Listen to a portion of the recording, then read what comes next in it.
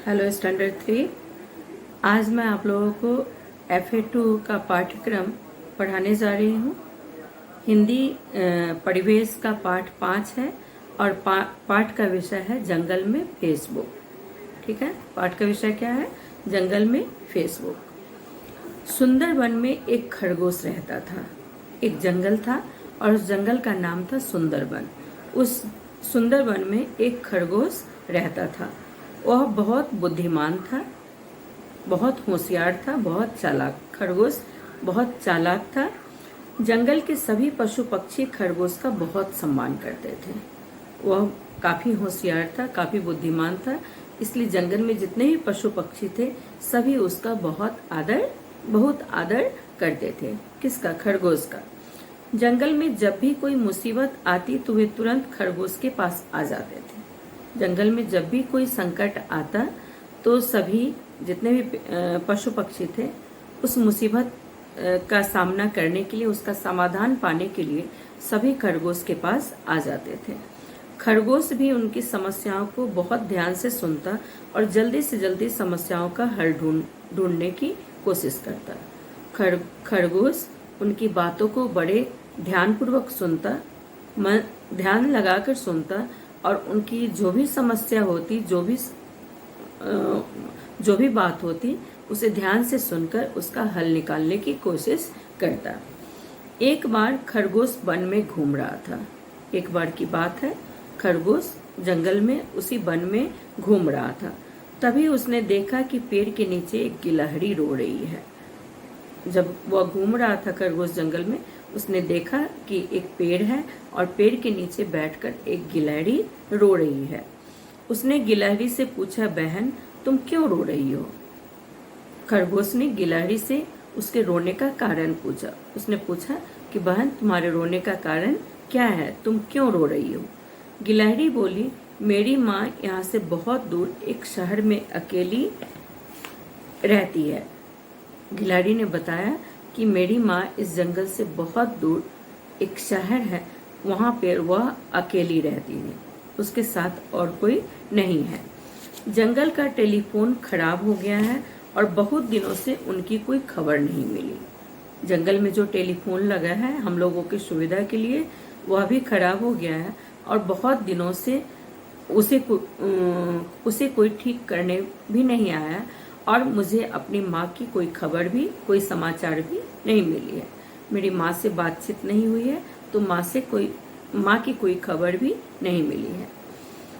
गिलहरी की परेशानी सुनकर खरगोश को बड़ा दुख हुआ। गिलहरी की बात सुनकर खरगोश बहुत दुखी हुआ। जब उसने सुना कि उसकी माँ काफी उससे दूर है, उसकी खबर लेने वाला कोई नहीं है और न ही उससे बातचीत हुई है, यह सुनकर खरगोश काफी दुखी हुआ। वे भी अपने दुख हुआ। वह थोड़ा और आगे गया तो उसे दो चूहे बातें करते दिखाई दिए। गिलहरी से आगे थोड़ा आगे बढ़ा जब जंगल में, तो वहाँ पे उसे दो चूहे दिखाई दिए। वे आपस में बातचीत कर रहे थे। वे भी अपने मित्रों और संबंधियों का समाचार न मिलने से दुखी थे। खरगोश भी अपने मित्रों और संबंधियों का समाचार उन्हें नहीं मिल रहा था, टेलीफोन खराब होने के कारण, जिससे वे भी काफी दुखी थे। इसी प्रकार कई पशु पक्षी टेलीफोन के खराब होने से उदास थे। टेलीफोन के खराब होने से और भी पशु पक्षी भी उदास थे, क्योंकि उन्हें भी अपने सगे संबंधियों, अपने रिश्तेदारों की कोई खबर, अपने दोस्तों की कोई खबर नहीं मिल रही थी।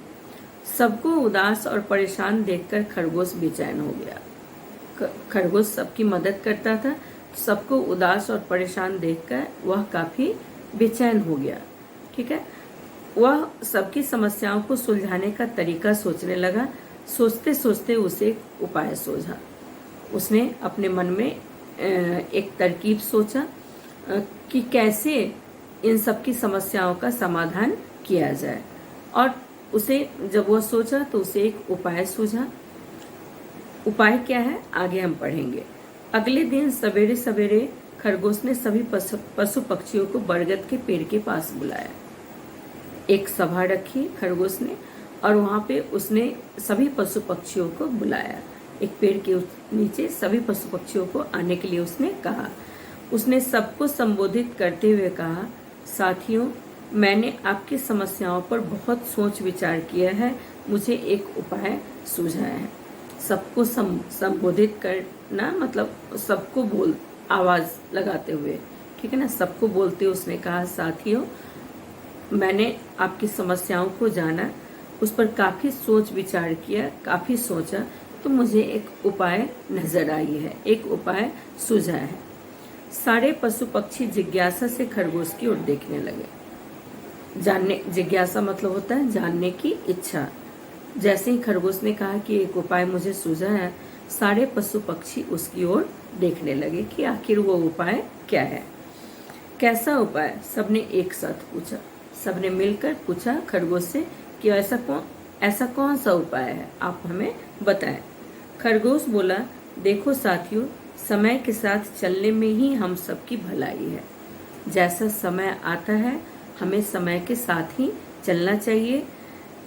फिर खरगोश ने कहा कि अगर पीछे मुड़कर हम देखेंगे, पिछली बातों को दोहराएंगे, तो इससे हमारा समय भी नष्ट होगा और हम समय के साथ अपना तालमेल नहीं बिठा पाएंगे। ठीक है, तो खरगोश ने उन्हें क्या समझाया कि जैसा समय हो हमें वैसा ही ढलना चाहिए, वैसे ही समय के अनुसार हमें चलना चाहिए। इसलिए क्यों ना हम भी जंगल में इंटरनेट का प्रयोग करें। टेलीफोन तो हमारे पास थी, वो भी खराब हो गई है। हम लोग जंगल में इंटरनेट का प्रयोग करने की बात सोच रहे हैं। इंटरनेट के प्रयोग से हम सभी का समाचार चंद मिनटों, चंद सेकेंडों में ही जान जाएंगे। ठीक है, ऐसा उपाय उसने सभी पशु पक्षियों के सामने रखा। सारे पशु पक्षी चौंक कर बोले, इंटरनेट क्या होता है? सभी पशु पक्षी चौंक गए। चौकन्ना होकर उन्होंने पूछा कि ये इंटरनेट क्या है? खरगोश मुस्कुराते हुए बोला, हाँ साथियों, अब हम इंटरनेट का प्रयोग करके अपने परिचितों, मित्रों और सगे संबंधियों के साथ जब चाहे बात कर सकते हैं। खरगोश ने उन्हें समझाया कि इंटरनेट का प्रयोग करके, इंटरनेट के माध्यम से हम जब चाहे अपने सगे संबंधियों, अपने रिश्तेदारों, अपने मित्रों से बात कर सकते हैं और अपने बातों का आदान प्रदान कर सकते हैं। जो महत्वपूर्ण सूचना हो वो भी हम एक दूसरे को भेज सकते हैं। ठीक है, तोता फुदकते हुए बोला, पर दादा, सूचनाओं का आदान प्रदान तो हम टेलीफोन के द्वारा भी कर सकते हैं। तोता फुदकता हुआ सामने आया और उसने कहा खरगोश से, खरगोश दादा, बातों का आदान प्रदान, बातचीत तो हम टेलीफोन के माध्यम से भी कर सकते हैं। फिर खरगोश ने उससे कहा, तोते से, हाँ मिट्ठू, तुम बिल्कुल ठीक कह रहे हो। उसने कहा, हाँ मिट्ठू तोता, तुम्हारी बात बिल्कुल सही है, तुम बिल्कुल ठीक कह रहे हो। टेलीफोन पर हम बात तो कर सकते हैं, परंतु इंटरनेट के बिना एक दूसरे की तस्वीर नहीं देख सकते हैं। टेलीफोन पर हम बातचीत कर सकते हैं, एक दूसरे की आवाज़ को सुन सकते हैं, लेकिन बिना इंटरनेट के हम एक दूसरे का तस्वीर, एक दूसरे का चित्र आमने सामने हम नहीं देख सकते हैं। एक दूसरे की तस्वीरें देखने के लिए तो हमें इंटरनेट की आवश्यकता पड़ती ही है। एक दूसरे का मतलब बातचीत करने वाला सामने कौन है, उसका चित्र देखने के लिए, तस्वीर देखने के लिए हमें इंटरनेट की आवश्यकता पड़ती है, इंटरनेट की जरूरत होती है। खरगोश की बातें सुनकर सभी पशु पक्षी हैरान होकर एक दूसरे को देखने लगे कि आखिर ये कैसे होगा।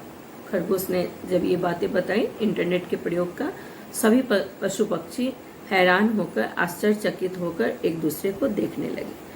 खरगोश फिर बोला, उन्हें संबोधित करते हुए खरगोश फिर बोला, साथियों, यदि हमारे पास कंप्यूटर और इंटरनेट सुविधा हो तो हम अपनी ईमेल की चिट्ठी कहीं भी भेज सकते हैं और कहीं से भी प्राप्त कर सकते हैं।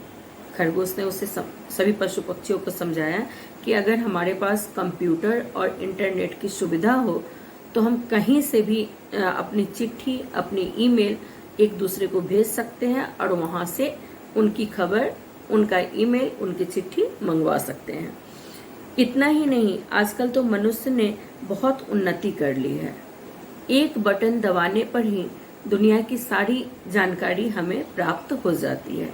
खरगोश ने उन्हें समझाया कि मनुष्य ने आजकल बहुत ही ज़्यादा तरक्की कर ली है इस क्षेत्र में।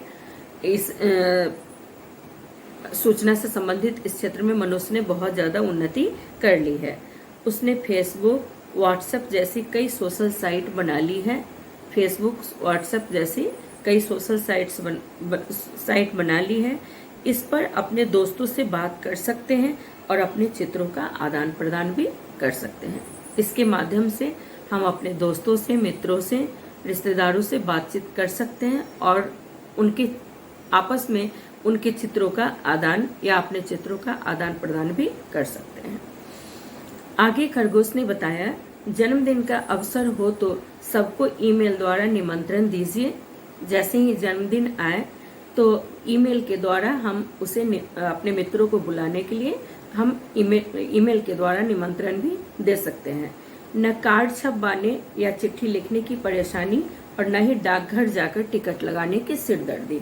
अब न तो हमें कार्ड छपवाने की सिरदर्दी है और न ही पोस्ट ऑफिस जाकर, डाकघर जाकर टिकट लगाकर उस कार्ड को भेजने का सिरदर्दी है। अरे वाह, यह तो सचमुच में कमाल का विचार है, सभी पशु पक्षियों ने सोचा। खरगोश की बात सुनकर सभी पशु पक्षी काफी खुश हुए और सभी ने कहा कि यह बहुत ही अच्छी जानकारी है। बस फिर क्या था, जंगल के राजा शेर ने जंगल में तुरंत कंप्यूटर और इंटरनेट लगाने का आदेश दे दिया। जंगल का राजा शेर था। जंगल के राजा भी इस बात से सहमत हुए और उसने जंगल में इंटरनेट और कंप्यूटर लगवाने का आदेश दे दिया। सभी पशु पक्षियों ने अपना ईमेल का पता बनाया। अब सभी पशु पक्षियों ने अपना पर्सनल ईमेल का पता बनाया। अब सभी पशु पक्षियों के मित्रों, सगे संबंधियों की चिट्ठियां और तस्वीर इंटरनेट पे ही आती। फेसबुक की सहायता से उनके बहुत से बिछड़े मित्र भी मिल गए थे। ठीक है ना। तो इस तरह जंगल में टेलीफोन के साथ साथ फेसबुक और इंटरनेट का प्रयोग भी शुरू हो गया। Thank you class.